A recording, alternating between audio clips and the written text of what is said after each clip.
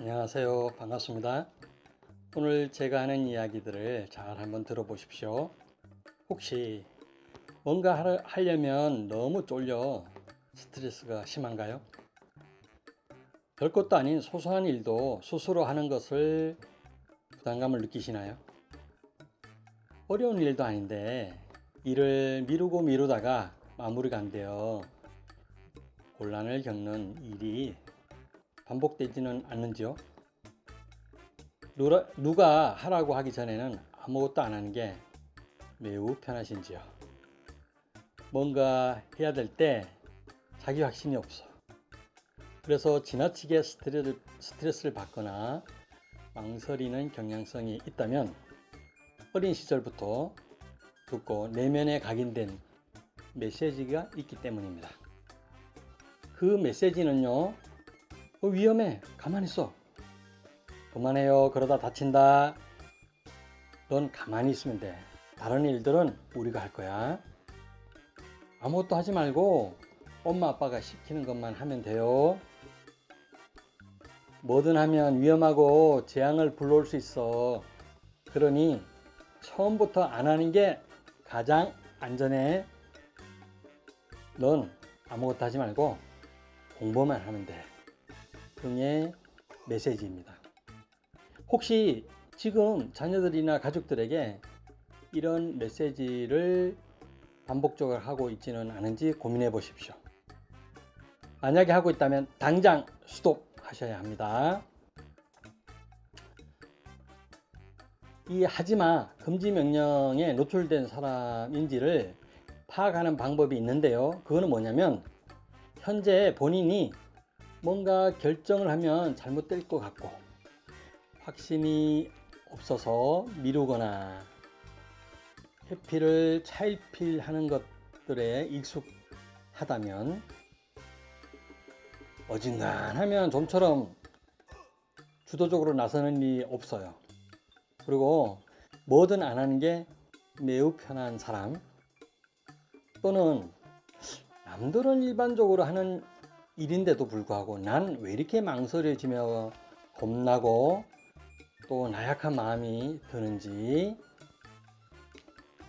본인의 결정권을 사용하는 것보다는 주위 사람의 의견에 그냥 묻어가는 게 편하다면 생각해 보십시오. 또는요, 부모나 주위에서 쟤는 우리가 챙겨야지 스스로는 아무것도 할 줄 몰라 하면서 하나부터 10까지 챙겨주는 사람이 있다면 오늘 강의를 끝까지 시청하시면 치유와 변화에 도움이 될 것입니다. 오늘의 강의에 앞서 올린 동영상이 하나 있는데요. 교류분석 상담에서 이 자녀들에게 올가미처럼 금지시키는 굴딩 부부의 12가지 금지 명령을 소개했는데 그것도 한번 찾아보십시오. 오늘은 그 12가지 중에 don't로 시작하는 가만히 있어. 하지마의 금지 명령 메시지입니다. 하지 말라는 이 금지 명령은요, 자녀들을 보호하려고 하는 주 양육자들의 보호적인 메시지로서 의 기능도 있습니다. 그러나 실상은요, 보호에 앞서서 겁먹은 부모에 의해서 주어집니다. 한번 따져보십시오.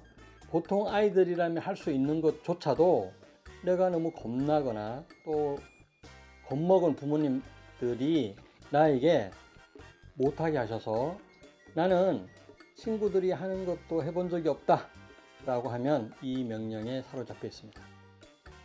그런데 이 하지 말라고 하는 금지 명령을 자주 하는 부모님들 중에는요, 자녀가 다쳤거나 또는 사고로 이런 경험이 있을 때는 더욱 철저하게 단속하게 되죠. 마음 아프지만 이해가 가죠. 그런데 그런 일이 없었다고 해도 불안지수가 높거나 공포증이 있을 때는 반복적이면서 집요하게 너는 가만히 있어. 하지 말라니까 라는 메시지들을 하게 됩니다. 요즘처럼 외동이 흔한 시대에서는 더욱 이 하지 말라는 금지 명령이 자주 목격되기도 합니다. 문제는요, 본토로 시작하는 하지마 그만해 라는 이 금지 명령 메시지에 자주 노출된 사람은 성인이 되어서 문제가 더욱 심각해집니다. 이 메시지는 과보호적이며 통제하는 메시지이죠. 그러다 보니 자발성과 주도성을 상실하게 됨으로써 문제 해결력이나 리더십에 치명상을 입습니다. 그러다 보니 일상에서 뭔가를 결정하는데 어려움이 있고요. 본인의 결정에 확신이 없어서 불안하고 두렵고 자기도 모르게 초조하고 전전긍긍하면서 스트레스에 시달립니다. 그러다 보니 누군가가 결정해 해주길 바라면서요. 별것도 아닌 것을 물어보고 하기 시작합니다. 그리고 그것에 순응하는 게 편하죠. 스스로 도전해 본 경험이 없다 보니 늘 마음이 조마조마하고 일반 사람들은 하는 일을 하고도 힘이 듭니다. 그리고 또 서럽기도 합니다. 그러다 보니 자기도 모르게 징징거리는 모습을 보이기도 하죠. 이들은 타인에게는 표현을 잘 못하지만 가까운 사람에게는 이럴 때 받은 스트레스를 푸는 이중적인 모습을 보이기도 합니다. 그리고 혼자 있는 게 그냥 가만히 있는 게 편합니다.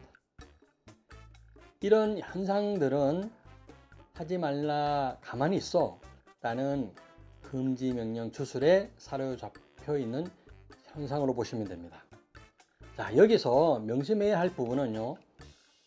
자녀를 사랑해서 보호하려는 메시지이기도 했지만 실상은 부모 자기 자신의 두려움에서 시작되고 있다는 것을 자각해야 됩니다. 그래서 우리 부모님들도 본인의 두려움에서 시작했고 내가 자녀들에게 하고 있다면 나의 불안과 두려움을 보셔야 됩니다. 그런데 만약 여러분들이 여기까지 듣고도 그래도 아무것도 안 하는 게 편하다. 그럼 당장 벗어나려고 하셔야 됩니다. 그러려면 뭐 해야 되죠? 결심을 하고 스스로 결정하는 훈련을 하셔야 되는데요. 이제는 성인이잖아요. 그리고 판단력도 어린 시절의 부모님보다 우리 선생님이 더 낫습니다. 그러니 오늘의 이 동영상 시청을 통해서 스스로 벗어나고 새롭게 행동하려고 결심하고 노력해 보시기를 바랍니다. 그런데 도무지 엄두가 나지 않는다. 네, 이해합니다. 그렇다면 심리상담 전문가를 찾길 바랍니다. 특히 이 금지명령의 개념을 정립한 교류분석 상담 이론에 정통한 전문가와 상담 치료를 하신다면 보다 쉽게 이 주술에서 벗어나게 될 겁니다. 자, 결론으로 갑니다. 이제는 주인공으로 당당하게 살아가야 됩니다. 그러려면 어떻게 되죠? 본인이 결정하고 또 그 결정에 책임지는 노력들을 하셔야 됩니다. 그렇게 발을 떼고 살아가시기를 응원합니다. 다음 시간에는 그 12가지 금지 명령 중에 또 다른 내용으로 준비하여 여러분들의 이 금지 주술에서 벗어나도록 돕겠습니다. 오늘의 내용이 마음에 드셨다면 좋아요, 구독 신청 부탁드립니다. 고맙습니다.